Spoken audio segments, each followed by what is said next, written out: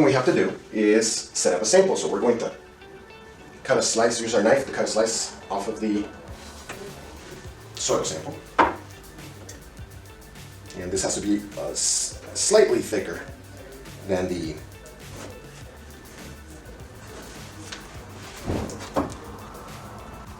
finishing up over here, but we want to cut that slice.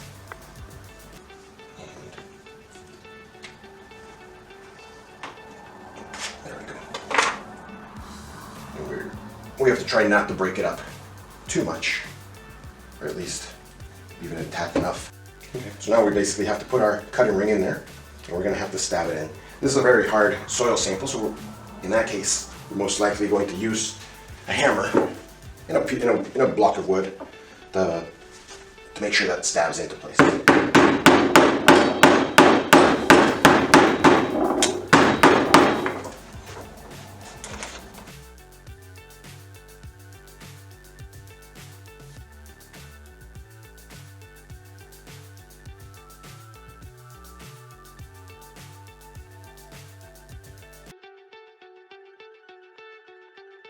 So then using the spatula, we've been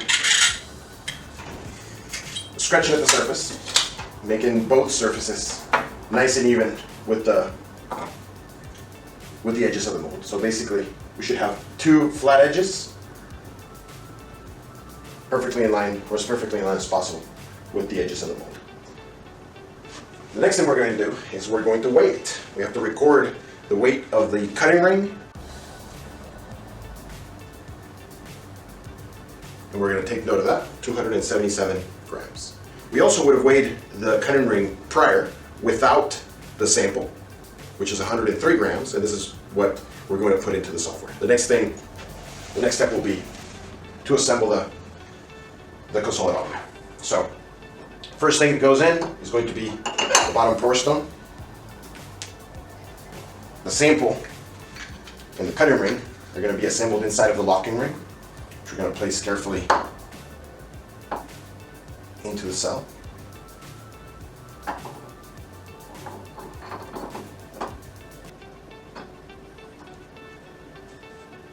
Top pour split will go on top of the sample, and we're going to use the lock nuts.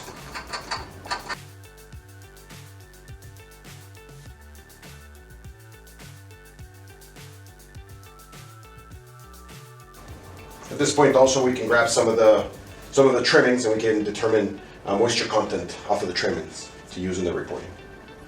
Finally, we place the loading cap on top of the pour stone, and that is our assembled sample ready to go in. Our next step is going to be to mount the sample and set up the machine. So we're going to use the centering stud and center, or place our fixed rate consolidator cell onto the machine. On the machine, we're going to go to the service functions, and we're going to enter our passcode. And we're just going to do a couple of checks under the diagnostics and miscellaneous function. One of them is going to be the motor communications test, just to make sure that our motor communications are okay, and the machine says that they are. You don't have to do this step every single time. What I do want to do is I want to go into the input test, and I want to select the option to default to the test to start position. This will lower, or this will extend the machine down to its maximum, and then come down a little bit, just enough to make sure that we're not going to hit any of the either upper or lower limit switches on the machine. And this will take a couple of seconds.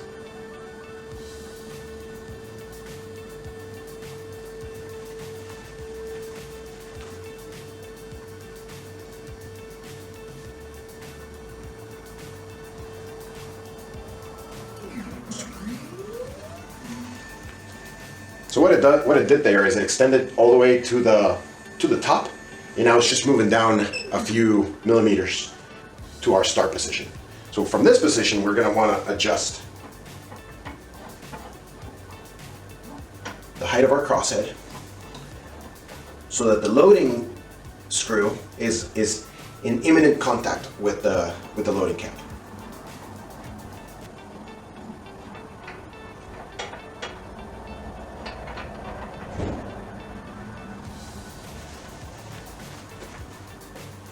It's also a good idea to check the level of the crosshead. It appears to be pretty good. So like I said before, we're just going to have imminent contact. Once we've done this, we're going to lock our top nuts, and this would be the beginning position of the test. Aside from that, we're going to move the data bar for the transducer and ensure that it is in contact. And fix it into position as well. And we're going to go back to our main screen.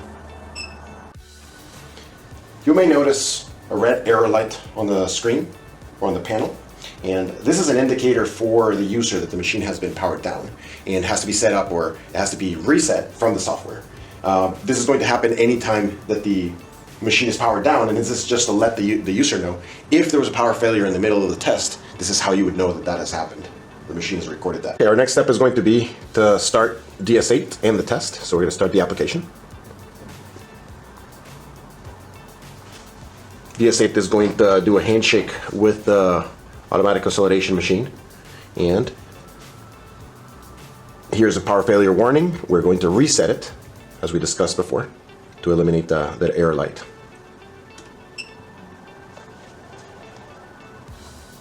Okay, so now we're ready to start a test. So we're going to move over to the new test option, and we're going to load a test that's previously, information for a test that's previously been set up.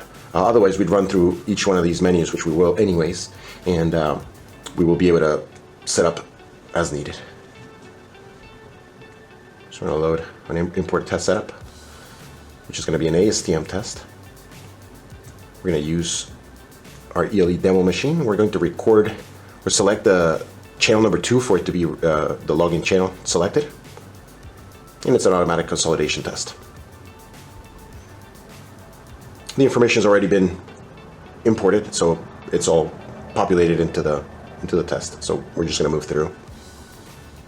We're going to select the time as right now, so set the time to now option. Click OK. This is going to be a stiff clay. We are going to select the specimen stiffness depending on the type of soil. So for this one, we're going to try to do a firm specimen stiffness. The information for the diameter or dimensions of the cutting ring, as well as the weights that we recorded, has already been set up. But to review, our specimen ring weighs 103 grams. It's a 75 millimeter diameter and a 20 millimeter height. And the sample weight plus the cell, or the ring, is 277 grams. We're going to use a natural content option, although if the specimen would have been extracted from below the water table, we would then probably want to select the inundated specimen option, and then we would have to put water in the cell. But in this case, we're not going to do that. If it was the case that the specimen had the potential for swell, we would have performed a swell test previously and found out the swelling pressure, and this would be entered in this option here. In our case, we're not going to do that, not for this demonstration. So now we're going to move over to the next step, which is going to be to define our loading sequence. So the loading sequence has several different components. Number one, the stage type, whether this is going to be a seating, loading, and or unloading stage.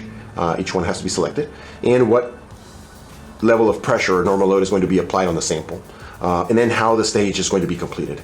On this test, we're going to use an automatic stage completion. So that means that, for example, in the test that we've set up, when the machine observes more than 20 microns, or sorry, less than 20 microns per hour, is going to determine that the sample has consolidated fully, and then it's going to automatically end the test stage and move on to the next consolidation test stage, which would be the next loading increment. What we're going to do here is we're going to set up a test. We'll lead some of these. We're going to start around 200, and we're going to add a few stages. So automatically, each time that you add a new test stage, it copies the one before and it doubles the load. So your loading increment ratio is going to be always a a doubling effect. So 400, we'll go to 800, maybe 1600, and then we can add a new one and select it to be an unloading stage if we want to. So it'll half it, go from 1600 to back to 800, and then to 400, and then to 200. And we can add a last one of, it'll automatically have it to 100 kPa. In reality, what I want to do is remove load, and I'm going to remove the load back to the seeding load of 5 kPa. This will essentially bring us back to the beginning and would simulate the complete removal of load from the specimen for, of course, bouncing back. The last stage always is going to be an end type of end stage type, and this is just going to tell the machine to end the test automatically once it's completed. So we're going to move over to the next screen. We're going to move over to the next option. It gives us a quick review of the data that we've put in for this test, type of test, etc. All the information that we've typed in before. The one thing that we want to check here is that the maximum pressure, really the maximum load for this, based on the sequence that we used, which in this case is 3,395 newtons, is not higher than the maximum load capacity of 15,000 newtons, as you see here. After that, we're going to start the test.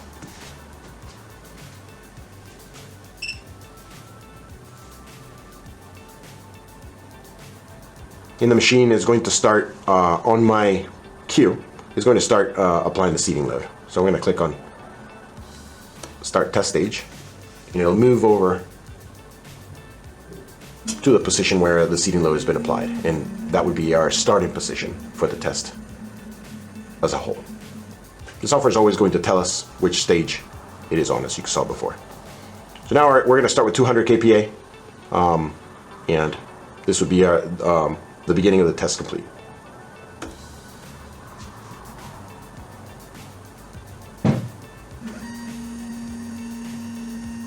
As you can see, it's moved over and is monitoring stage number 1, which is the loading stage of 200 kPa. The machine is going to move up and to apply that load. If we move over to the control test option, this will allow us to monitor the load application. So as you can see, this is essentially our deformation over time, which is going to be running for the next well, until it automatically consolidates and determines that it's ready to move over to the next stage. Well, the different options that we can select here. We can also display, you know, if we're doing time square root method, or we can also go into logarithmic time for the, which at this point there's no real change because there's not enough data in there, but we'll monitor it over time.